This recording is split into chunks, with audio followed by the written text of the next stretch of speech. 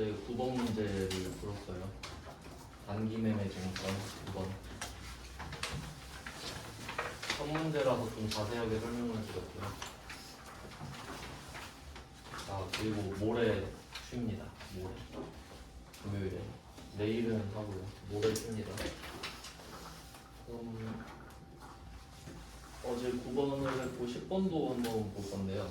10번 할 차례죠. 10번은 9번이랑 똑같습니다. 9번, 10번은 연결해 주시면 돼요.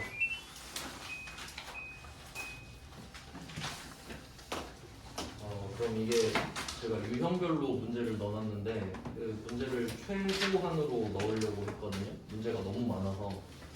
근데 이런 식으로 두 개를 넣어놓는 거는 좀 그 비교를 해야 될 이유가 있어서 넣은 건데, 그러면 뭐 9번, 10번을 좀 비교하면서 볼게요.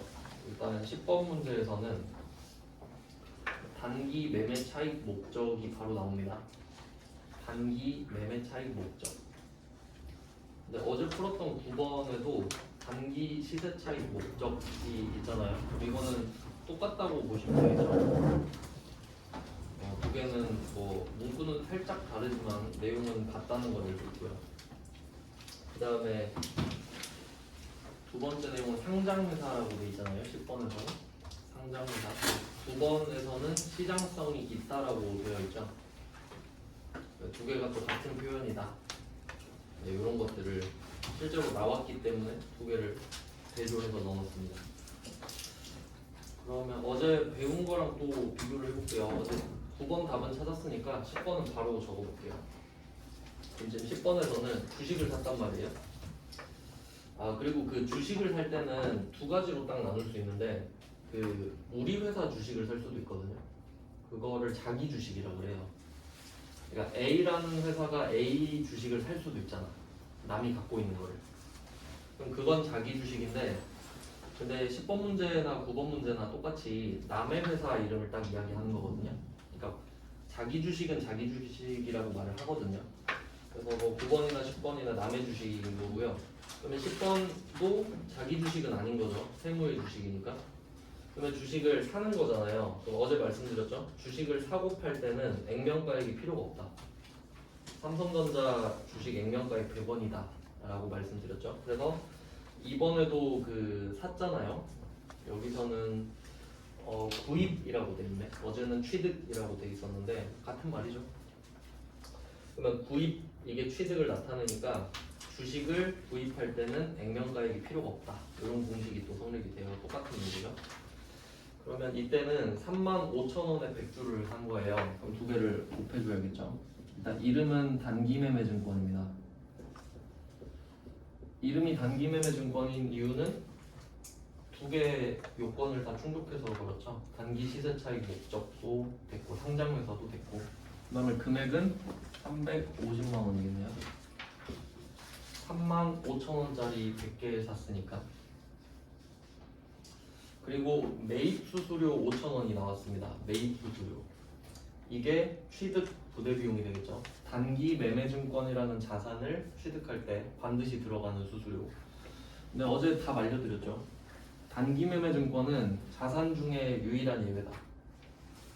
모든 자산은 취득 부대 비용을 다 더합니다. 그러니까 원칙상으로는 취득 부대 비용은 이름이 없어야 되죠. 그냥 금액만 더하는 거니까. 근데 그중 유일한 예외가 단기 매매증권이죠. 그럼 얘는 더하지 않으니까 다른 계정 과목이 따로 있다고 했고요. 그게 900번 수수료 비용이다 라고 말씀드렸죠.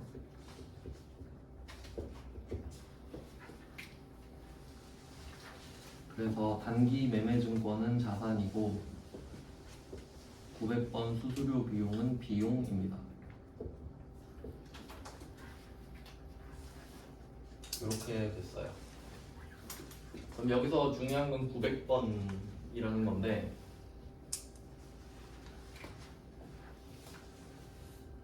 지금 이 문제에서는 그 문제 세 번째 줄에 매입 수수료는 영업 외 비용으로 처리할 것 이렇게 돼 있거든요.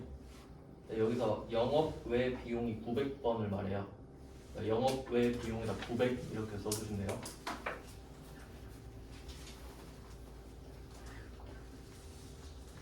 그리고 이런 식으로 괄호 써가지고 부연 설명해 줄 때가 있을 거잖아요, 지금처럼. 근데 이게 공부를 할 때 뭘 알아야 되냐면 이 뒤에 달린 부연 설명이 지금 이 상황에서 의미가 있는지 없는지가 중요하거든요. 지금 이 10번 문제에 있는 괄호 있잖아요, 얘는 의미 없어요. 여기도 의미가 없습니다. 왜냐면 어제 풀었던 9번 문제에는 영업 외 비용으로 처리하란 말 없잖아요. 그래도 답은 900번이잖아. 그러니까 10번 문제는 그냥 더 친절할 뿐이지 이게 답에 영향을 미치진 않습니다. 그러니까 어떨 때는 이 괄호가 답을 결정을 하기도 하고 안 하기도 하는데 지금은 의미가 없다는 거지. 알고 있으면 그냥 되는 겁니다. 그래서 조금 스타일이 다른 두 문제를 넣어놨어요. 그리고 대변은 어차피 보통 예금이니까 정해져 있겠죠. 그리고 참고로 지금 차변 두 개를 완성을 했잖아요. 그리고 대변은 당연히 금액이 350만 5천 원일 거잖아요. 근데 우리가 지금은 종이에다 풀지만 결과적으로 컴퓨터에 입력할 거거든요. 그럼 차변을 딱 두 개를 썼어. 그리고 대변에 보통 예금을 입력하는 순간 금액을 지가 맞춰요. 알아서. 그래서 저는 마지막 금액은 안 씁니다. 이유가 없으니까. 어차피 입력하면 컴퓨터가 써줄 텐데 굳이 시간 써가면서 적을 필요 없죠. 그냥 저는 안 써요. 이름만 알면 돼. 보통 예금이란 것만. 그러니까 마지막 거는 쓸 필요가 없습니다. 왜냐면 이제 시험이 시간 싸움이기 때문에 최대한 필요 없는 시간을 줄이는 연습을 해야 되거든요. 그것 때문에 번호 900번도 미리 써놓고 마지막 금액은 안 쓴다. 이런 식으로 알려드리는 거예요. 그러면 9번, 10번은 똑같다는 거 확인하셨죠? 그럼 지금 단기매매증권 취득을 해봤는데 이제 그 단기매매증권의 흐름을 한번 볼게요. 이름이 단기매매증권이잖아요. 그럼 단기매매증권을 왜 샀니? 라고 물어보면 팔려고 샀죠. 단타 치려고 샀으니까 팔려고 산 거잖아요. 그럼 얘는 무조건 처분이 나오겠지. 팔려고 샀으니까요. 그럼 사고 팔고 하겠지. 그래서 단기매매증권의 흐름은 일단 취득이 지금 나온 겁니다. 취득을 한 거예요. 그리고 나중에 처분이 예정돼 있다는 것까지 확실합니다. 요거는. 네, 요거는 우리가 회계를 몰라도 이 정도는 알 수 있잖아요. 사고 팔았다. 근데 여기에 회계가 개입이 되는 순간 회계는 12월 31일이 중요하잖아요. 12월 31일. 근데 요 취득과 처분 사이에 12월 31일이 껴있을 수도 있거든요. 그럼 12월 31일은 보고를 해야 되잖아요. 그럼 뭐 예를 들어서 내가 취득을 10만 원에 한 거예요. 10만 원일 때 사서 10만 원인 거야. 그럼 이때 10만 원을 썼으니까 단기매매증권 10만 원 이렇게 써놨겠죠. 근데 12월 31일까지 안 팔고 있었어요. 근데 그때 가격이 11만 원이 된 거예요.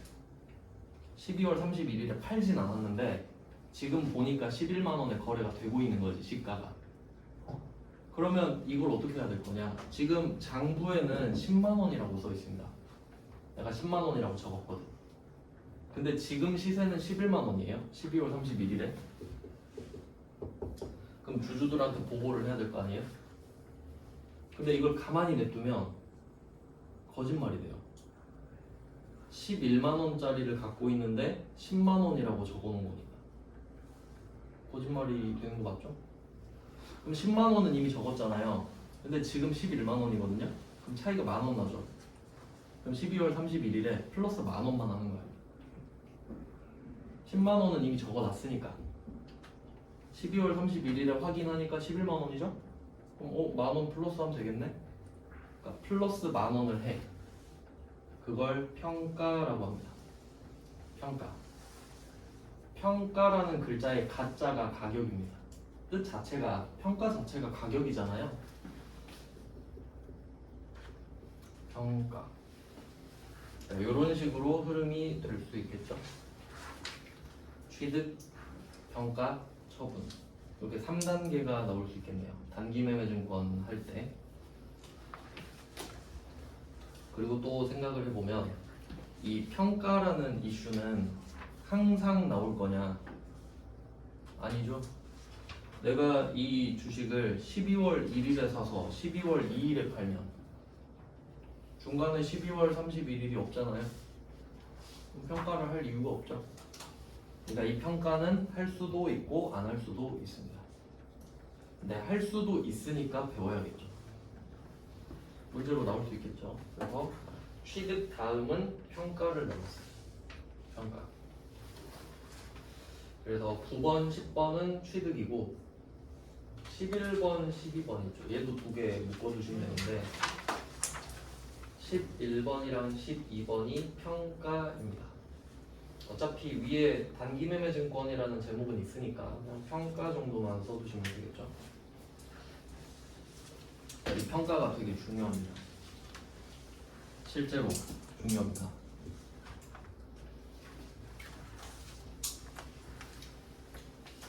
왜냐면 취득은 얼마에 샀는지 정확히 알잖아요. 나간 돈이 있잖아. 그럼 나간 돈이 곧 취득 원가니까 그 들어온 물건 가격이 나간 돈으로 적어주면 되는 거거든요. 그러니까 회계는 기본적으로 나간 돈만큼 들어오는 걸로 봐요. 근데 평가는 애매하죠. 왜냐면 실제로 돈이 들어온 게 아니거든요. 그래서 제가 어제 친구 이야기 했잖아요. 그 비트코인 했죠 어제? 우리 아델리움 다니는 정과장 그 예를 한 번 더 들어드릴게요. 자, 7,000이었는데 근데 사실 이것도 7,000도 다 번 거예요. 이거 테슬라로 번 거거든요.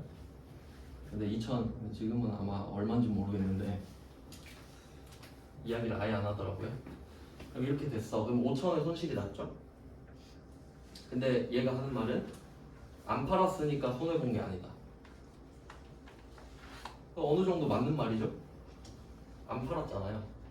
버티고 있는 거죠. 근데 이게 중요한 겁니다. 7,000, 2,000 이 사실은 팩트거든요. 근데 여기서 두 가지 상황이 있는 거예요.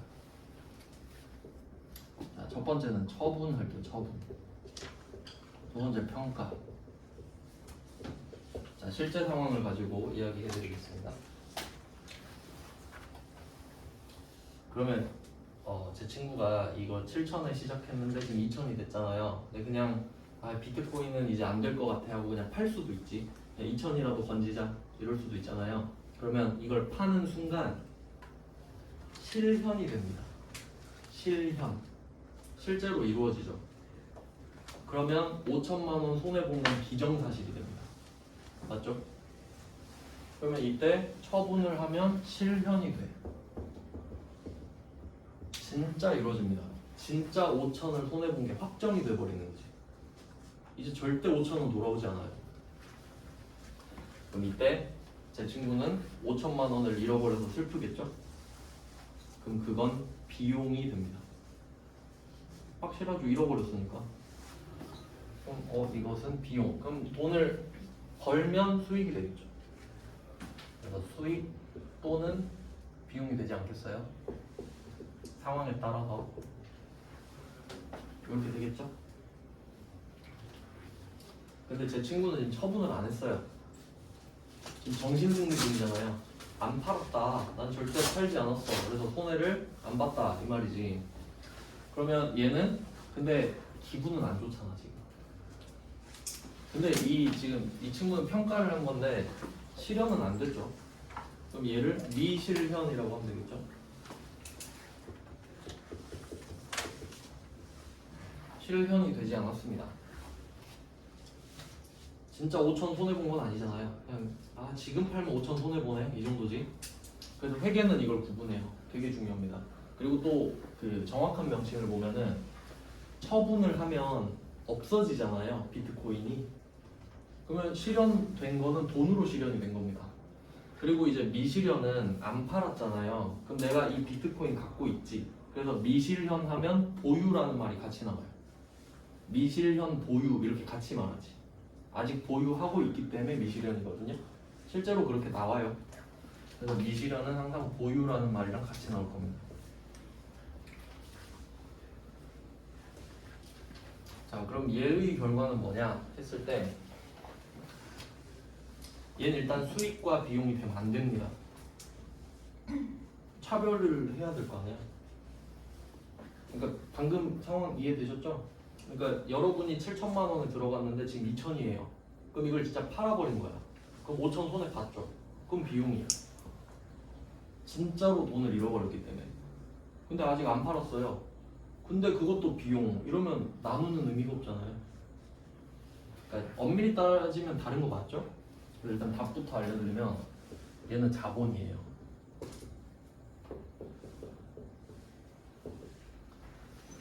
이렇게 되거든요. 그래서 이 부분이 중요한 겁니다.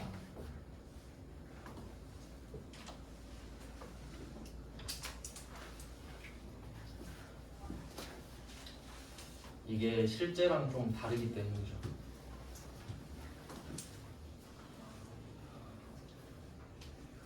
근데 보통은 이런 상황에서는 다들 5천을 잃어버렸다고 말을 하겠지? 근데 회계에선 그렇지 않다는 거예요. 아니 안 팔았는데 왜 잃어버린 거냐고. 안 팔았잖아. 이렇게 말을 하는 거예요. 그럼 왜 얘가 자본이 되는지 알려드릴게요. 원래 이게 그 옛날에는 전산회계 1급 범위가 아니었거든요. 근데 요새는 내더라고요. 그러니까 좀 어려워졌기 때문에 처음에 설명을 한번 드리고 시작하겠습니다. 그러니까 원래 얘는 자본에서 배워야 될 거 아니에요.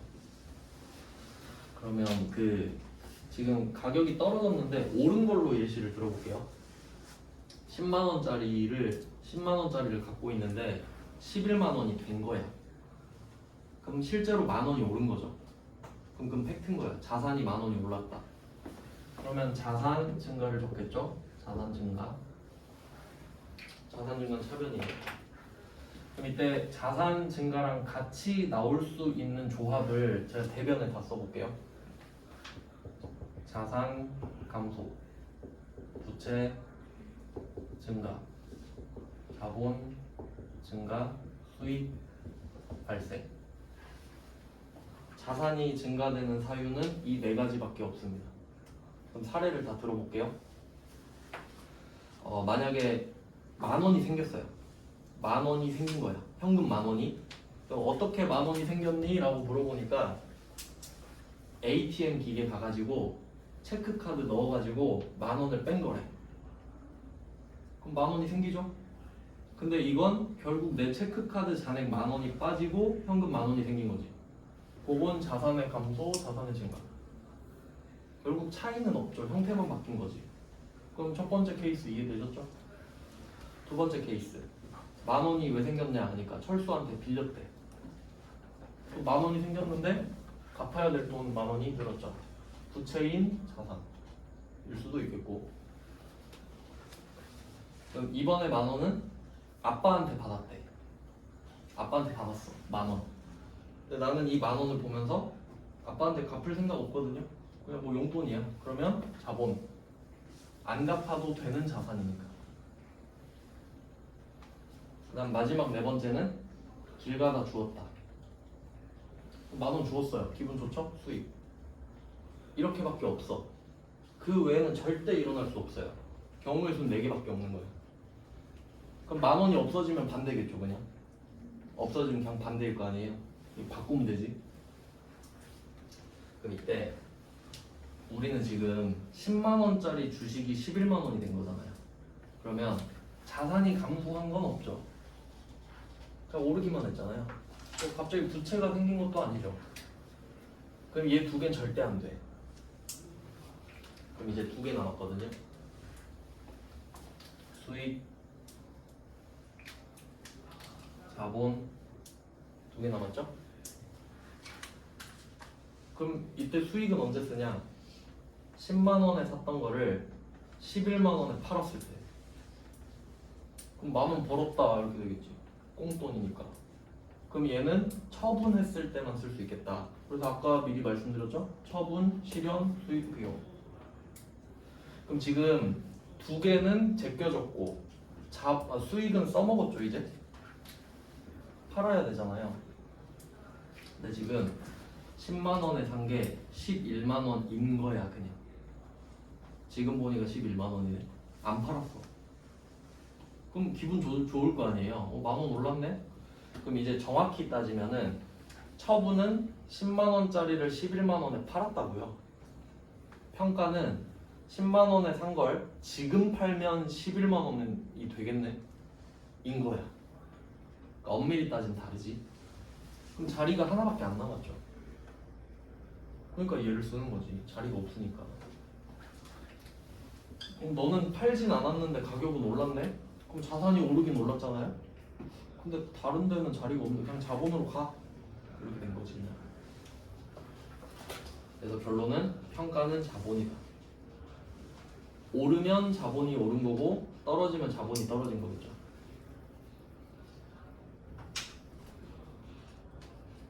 이게 중요해요. 이게 원칙이니까. 그래서 결론, 평가는 자본이다 가 됩니다. 근데 단기 매매 증권은 예외예요. 그래도 차라리 나아요. 단기 매매 증권은 취득도 예외고 평가도 예외니까. 취득도 예외, 평가도 예외. 그럼 이제 왜 얘가 예외인지 생각을 해볼게요. 저는 좀 쓸데없이 이런 걸 많이 궁금해해요. 예외가 딱 한 개면 와 도대체 왜 얘만 예외일까? 안 궁금한가요?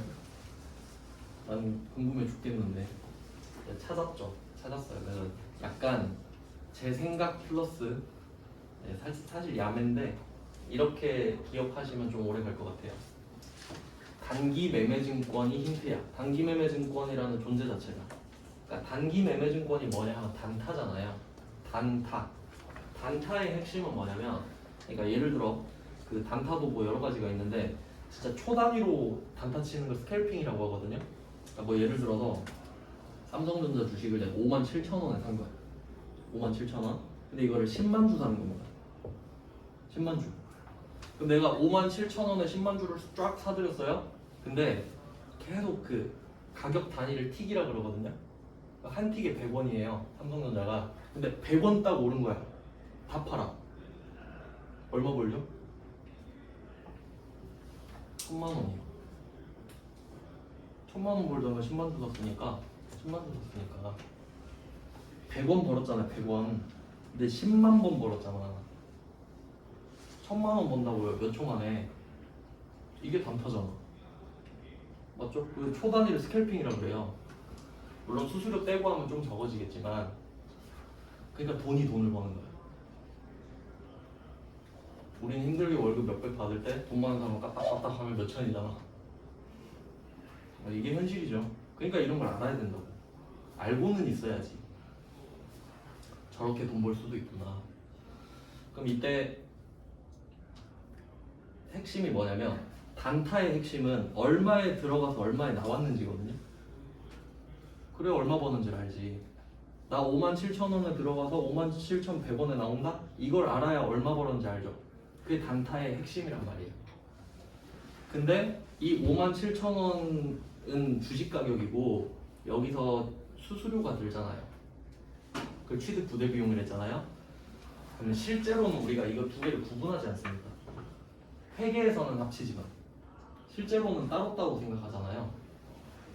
그래서 단타를 칠 때는 얼마에 들어가서 얼마에 나오는 게 중요하기 때문에 수수료로 가격을 희석하면 안 되는 거야.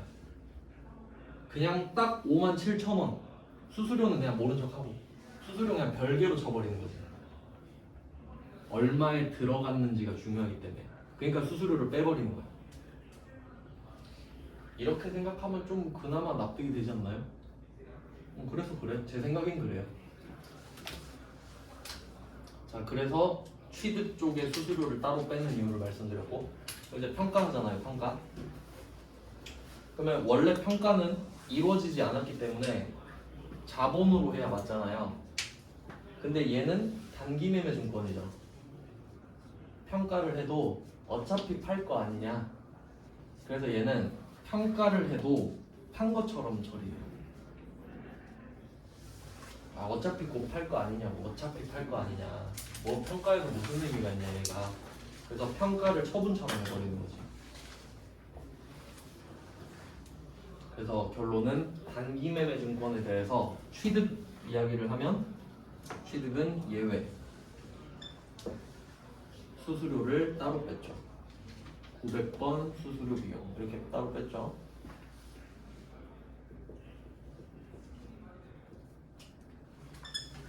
다음에 평가. 평가는 원래 자본인데 어차피 팔 거 아니냐. 판 걸로 쳐라 하면 얘는 또 예외가 되지. 결론 수익 비용.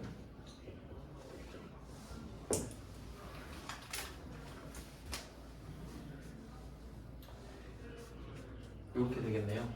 그래서 취득도 예외, 평가도 예외. 그래서 단기 매매 증권은 예외. 키워드가 예외인 거예요. 돌연변이죠. 그럼 왜 돌연변이가 됐냐? 특이하니까. 단타라는 것 자체가 특이하니까. 일반적이진 않잖아요. 그러니까 여러분 다 단타 치고 있는 건 아니잖아요. 단타 되게 특이한 거지. 위험한 거니까. 그 정도로 생각하시면 될 것 같아요. 그러면 한번 비교를 해볼게요. 비교. 우리 3개 배웠잖아. 3개. 단기 매매 증권, 매도 가능 증권, 만기 보유 증권. 그러면 이 3개를 가지고 각각 이 흐름에 들어가는지를 생각해 볼게요. 그럼 단기 매매 증권은 당연히 되죠. 지금 단기 매매 증권 이야기한 거니까.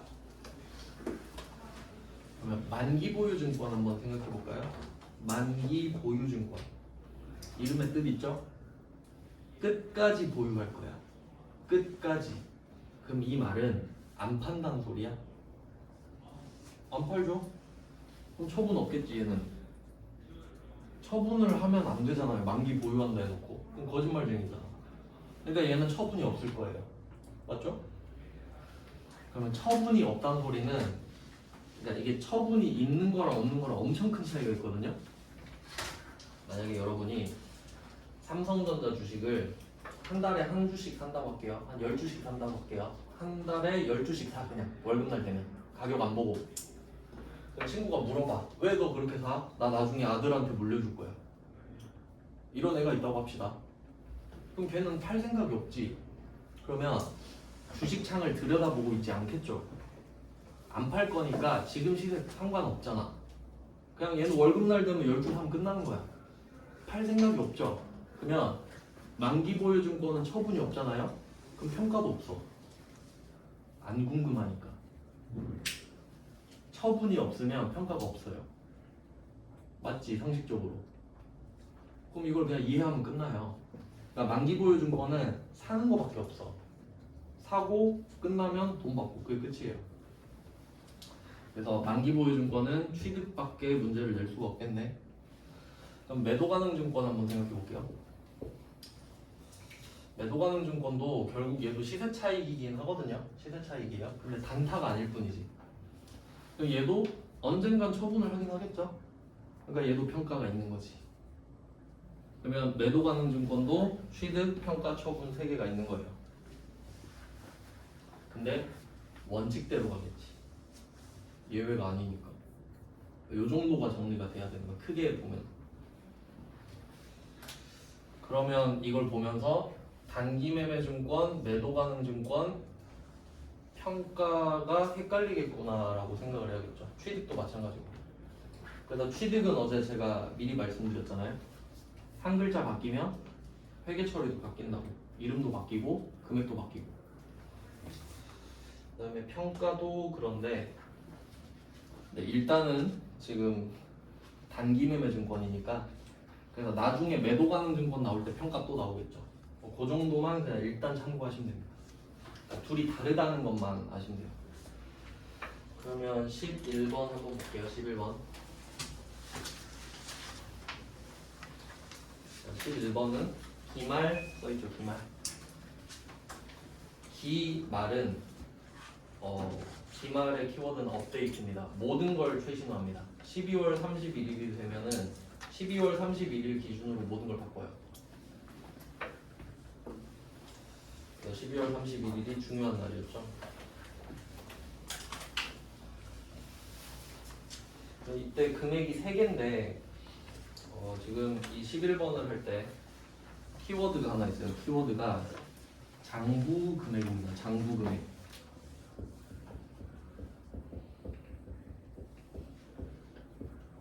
이게 되게 헷갈리는 개념이라서 정리를 좀 하고 가겠습니다. 그러니까 회계하다 보면은 금액에 대한 표현이 엄청 많이 나와요. 그러니까 뭐 취득 원가, 공정가치, 시가, 장부금액, 뭐 매입원가 뭐 이런 말 쫙 나오잖아요. 그 개념을 헷갈리면 안 되겠죠. 뭘 지칭하는지 알아야 되니까.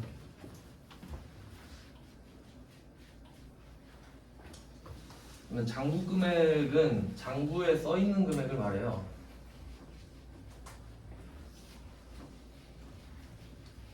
그럼 11번 문제로 예를 들어보겠습니다.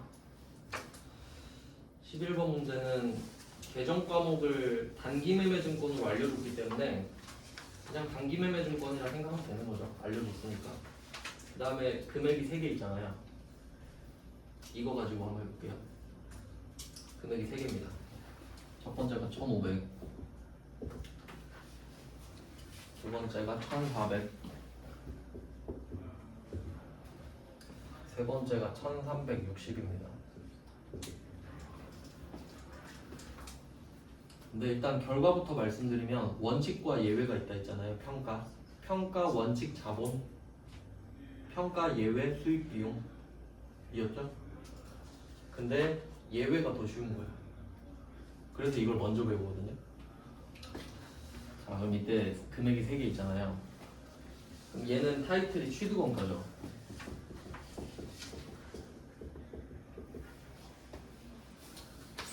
그리고 두 번째 거는 19년 12월 31일, 세 번째 게 2020년 12월 31일인데 지금 그 기출문제는 다 옛날 거기 때문에 이런 식으로 날짜가 주어지면요 마지막 날짜가 오늘인 거예요.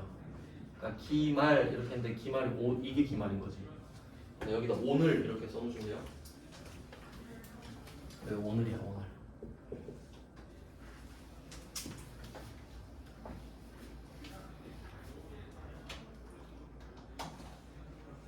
그리고 이 취득원가 있잖아요. 여긴 날짜가 없죠. 얘는 어떻게 쓰면 되냐면 2019 기중 이렇게 쓰면 돼요. 그냥 2019 기중.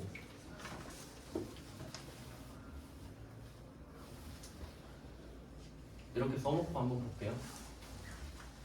그럼 이 말은 19년도 중에 샀었던 거야 얘를. 그럼 이 1,500이 어떤 의미가 있는지 한번 생각해 볼게요.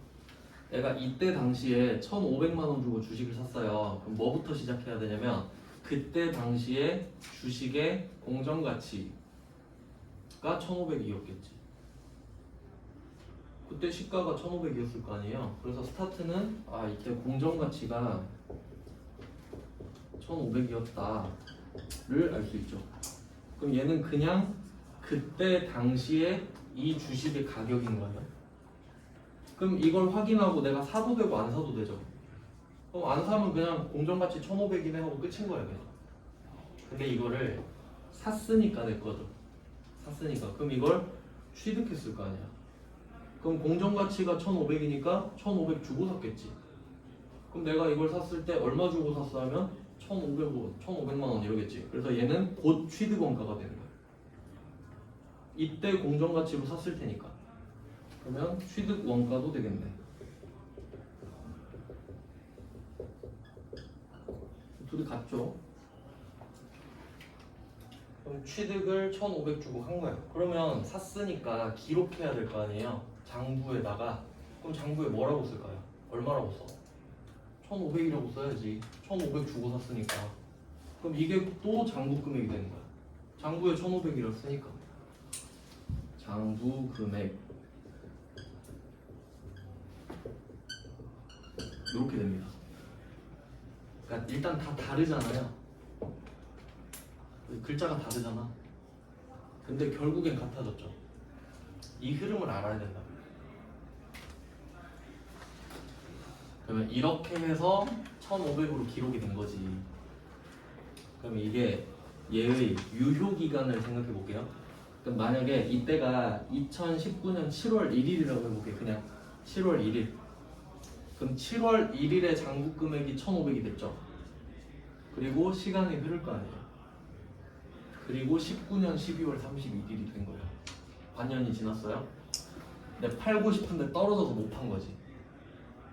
근데 1,500이라 적어놨는데 지금 1,400이죠. 근데 장부에 1,500 써있잖아 지금. 근데 이걸 보고 하면 어떻게 돼? 거짓말쟁이 되지. 그럼 어떻게 하겠어요? 100만 원을 조정해줘야겠지. 이걸 보면서 아 100만 원 떨어졌네. 100만 원 빼야 될 거 아니에요.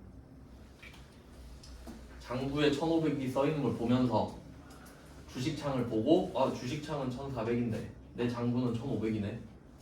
그러니까 이게 현금 과부족이랑 똑같잖아요. 장부엔 1,500인데 난 1,400밖에 없잖아. 그럼 장부를 깎아야겠네. 그럼 100을 빼고 있는 거죠. 그러니까 그땐 현금이고 지금은 주식인 거밖에 차이가 없는 거야. 똑같은 거 하고 있는 거야. 그러니까 이름만 바뀌고 같은 거 계속 하고 있지.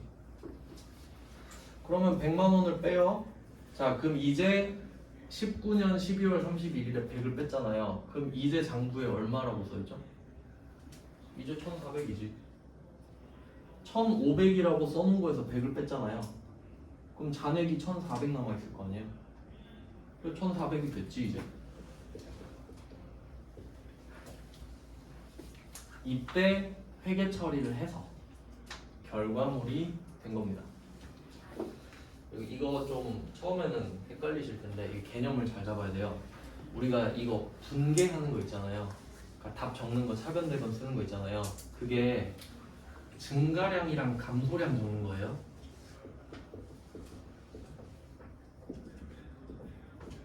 이거 개념 잘 잡아야 됩니다. 그러니까 지금 장부라고 하니까 되게 어렵게 느껴지는데 그냥 가계부 생각하면 된단 말이에요. 가계부. 한번 예를 들어볼게요. 처음에 가계부는 빵원이에요. 맞죠? 가계부 샀을 때 아무것도 안 써있을 거 아니야. 그럼 가계부 빵원 써있거든요. 근데 내가 1,500원 주고 사왔죠. 그럼 1,500이 증가한 거 아닌가요? 0인데 1,500이 생긴 거잖아. 그러면 플러스 1,500 한 거죠. 0 플러스 1,500이잖아. 그럼 그 결과가 얼마예요? 1,500이지. 그럼 잔액이 1,500인 거야. 내가 플러스 1,500을 한 결과가 잔액 1,500이잖아요. 근데 잔액은 알아서 되고 있는 거지. 그러니까 우리는 플러스 마이너스만 쓰고 있는 거라고. 잔액은 그때그때 계속 계산이 되고 있어. 알아서. 장부상에서. 알겠죠? 무슨 말인지. 그럼 우리가 0일 때 플러스 1,500을 적어서 1,500이 돼 있던 거잖아. 그러면 이때 19년 12월 31일에 100을 뺐죠? 그럼 마이너스 100 한 거 아니에요? 그럼 잔액은 얼마라고 돼 있겠어? 저절로 1,400이 돼 있지. 근데 그걸 또 1,400 쓰고 있으면 안 되지. 저절로 1,400이 되어 있는 상태인데 지금. 그러니까 잔액은 우리가 볼 수가 없어요 지금. 그냥 머릿속으로 생각해야 되지. 내가 1,500을 플러스 시켰고 지금 100을 뺐으니까 1,400이 남아있겠군. 이렇게 생각해야지 지금. 알겠죠? 1,400 자체를 쓰는 게 아니야 지금. 그냥 1,400인 건 팩트인 거야. 팩트. 눈으로 보이진 않지. 우리 머릿속에 있어야 돼요. 근데 100은 적어야지. 감소했다고. 맞죠? 그러니까 장부 금액은 결과물인 거지. 장부 금액은 잔액인 거지. 잔액. 이거 되게 중요해요. 증가량 감소량이랑 잔액을 헷갈려 버리면 아무것도 못합니다. 잔액은 우리 마음속에 있는 거야. 그냥 그러고 있는 거야. 1,500이었다 1,400이 된 거지. 자, 그럼 이제 장부 금액의 유효 기간을 알아봅시다. 그러면 이 1,500으로 들어왔던 애는 2019년 12월 31일부로 임기가 끝났죠. 그럼 이제 퇴임하는 거야. 1,500은 안녕 갔어요. 이제 1,400이 물려받은 겁니다. 이제 내가 장부 금액이다. 바뀝니다. 장부 금액은 상대적인 거죠. 그리고 시간이 흘렀어. 1년이 또 흘렀죠? 오늘이 왔잖아요. 그럼 우린 장부를 보면서 1400이 써있죠? 근데 주식창을 보니까 1360이네. 또 마음이 아프죠? 아 40만원 또 빼야 되네. 40만원 감소량. 이걸 해야 되는 거지 우리. 그럼 알아서 1360이 될 테니까 이걸 하는 거예요.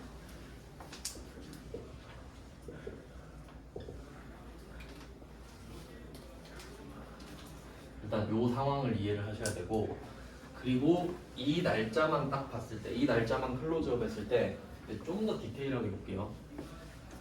이 실제랑 장부를 맞추는 걸 하고 있잖아요. 현금 과부족 때랑 똑같잖아요. 그러니까 항상 실제가 먼저 일어나. 1360이 돼 있는 건 팩트죠. 근데 장부가 늦잖아. 그러니까 레이턴시가 있잖아요. 1360은 이미 됐는데 얘는 1400에 멈춰 있잖아. 그럼 따라가 줘야지 이렇게. 그러니까 항상 장부가 늦지. 왜냐면 늦게 확인하니까. 가격은 이미 떨어져 있잖아요. 그럼 장부 보고 내가 빨리 따라가 줘야 돼. 그럼 이 40만 원이 따라가는 작업인 거죠. 그리고 결과물이 1360이 된 거지. 그러니까 우리가 이 40만 원을 적는 게 분계잖아요. 그 후에 얘가 되는 거야. 이걸 하기 전은 1400인 거예요. 오늘인데도. 그러니까 오늘의 금액이 두 개인 거지. 이 40을 하기 전에는 오늘인데 1400이었잖아요. 40을 빼고 나서 1360이 된 거야. 같은 하루 안에. 근데 결과적으로는 1360이 되겠지. 네, 밤 12시 기준으로 보면 뭐 그런 내용인 거예요. 그러니까 이 개념을 모르면 아무것도 할 수가 없겠죠. 증가량, 감소량, 그 후에 잔액. 그러니까 증가량, 감소량, 잔액. 이 상관관계가 이게 수입, 지출, 잔액인 거야. 수입, 지출, 잔액. 들어온 돈, 나간 돈, 남은 돈. 근데 남은 돈은 그냥 알아서 되고 있는 거지. 이렇게 됩니다. 일단 상황은 아셨죠? 근데 그 평가할 때 원칙이 자본이고 예외가 수익 비용이라 했잖아요. 근데 그 안에서 또 엄청난 디테일이 있어요.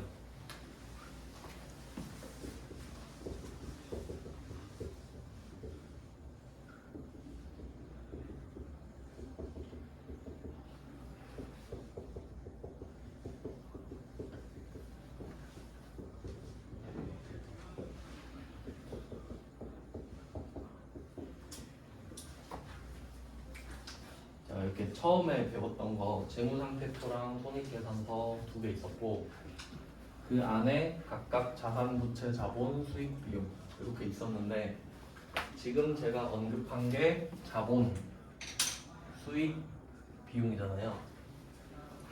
이게 중요한 거예요. 둘이 소속이 달라. 그러니까 소속이 같았으면은 그냥 이름만 다른 거거든요. 근데 얘는 성격도 다른 거예요. 왜냐면 재무상태표는 개념 자체가 스탑이라고 했잖아요. 저량, 딱 멈춰있는 개념. 그 다음에 손익계산서는 플로우 개념, 흐름이잖아요. 그래서 제가 손익계산서는 연봉이라고 말씀드렸거든요. 1년 동안 얼마를 벌어들이고 얼마를 썼는지에 대한 개념인 거야. 수익 비용은. 그래서 얘는 1년마다 초기화돼요. 올해 연봉과 내년 연봉은 별개죠. 내가 올해 연봉 많아도 퇴사하면 내년은 없는 거 아니야. 그러니까 올해 연봉, 내년 연봉 상관이 없어. 그러니까 얘는 단위가 1년이야. 무조건 1년마다 리셋. 1년마다 리셋. 아시겠죠? 연봉이니까 1월 1일부터 다시 연봉 시작하는 거잖아요. 그러니까 작년 거부터 쌓는 게 아니잖아. 이게 중요한 거예요. 1년마다 리셋이 된다는 거는 기억력이 안 좋다는 거지. 기억력이 최대 1년이잖아. 1년하고 끝. 1년하고 끝. 그러니까 얘는 최대 기억력이 1년이야. 맥시멈이 1년이라고요. 근데 재무상태표는 어때? 얘는 제가 지갑이라 그랬어요. 손익계산서는 연봉. 그럼 1년만은 끝나지. 근데 지갑은 내가 지갑 샀을 때부터 지금까지 계속 증가와 감소를 거쳐서 현재 잔액이 됐다 그랬잖아요. 얘는 기억력이 엄청 좋지. 지갑을 처음 샀을 때부터 지금까지 역사를 다 알고 있는 거야. 그러니까 지갑이 돈이 들어갔다 나가는 걸 다 보고 있었잖아요. 그게 핵심이야. 그러니까 얘는 회사 처음 만들어졌을 때부터 지금까지 다 기억해. 그러니까 손익계산서 머리가 나쁘다 이렇게 생각하면 돼. 1년짜리 기억력이니까. 근데 재무상태표는 다 알아. 기억력이 너무 좋은 거야. 그러니까 옛날 꽃날에 있었던 일도 막 다 아는 거야. 그러니까 막 할아버지처럼 아 옛날에 여기 심장로 있었는데 막 이런 느낌이야 그냥. 그런 느낌 다 알아. 옛날 이야기 다 알아. 차이 아시겠어요? 그러면 손익계산서는 기억력이 안 좋다 했잖아요. 그럼 정리해 볼게요. 평가는 원래 자본이라 그랬지. 평가는 원래 기억력이 좋아요. 상식적으로 생각해봐. 여러분이 주식을 1,500에 샀어. 최초에. 근데 평가에서 1,400 됐고 1,360이 됐잖아요. 그럼 여러분은 1년마다 까먹을 것 같아요? 다 기억할 것 같아요? 다 기억하지. 1,500에 산 거 기억 안 나요? 아, 기억하지. 그러니까 실제 데미지는 140 아니에요? 누가 대가리 꽃밭도 아니고 나 1,400에 샀었으니까 40밖에 안 떨어졌어 이런 사람 없잖아. 본능적으로 기억하죠.